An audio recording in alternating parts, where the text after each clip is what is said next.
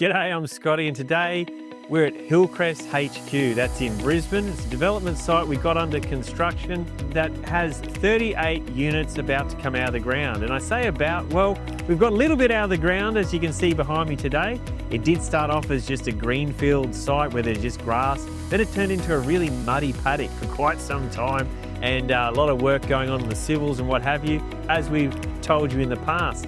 But right now, in the past week, they have lifted all the wall panels, and you can see that behind me now.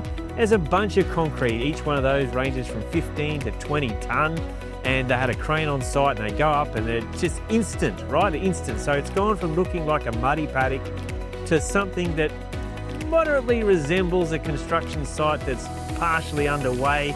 And for those of you who don't know, these wall panels are actually made on site. They're not made in some factory somewhere and transported, which is an option in some places, but here they were made on site. So they lay a bed of concrete and get it perfectly level to start with, and that's their laying pad. It goes straight on the ground.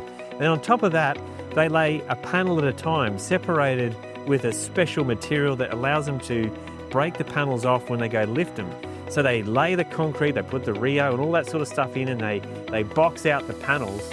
And they do that over a period of about 10 to 14 days it took them to do this, with concrete trucks every day constantly coming on site.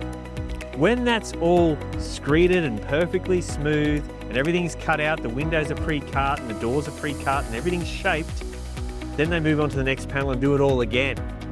And so when they've done all the panels, then they can start to lift them, right? And they lift them with a crane on site. And the crane comes on site, grabs one panel at a time with a whole bunch of guys and girls around it, making sure it goes in the right spot.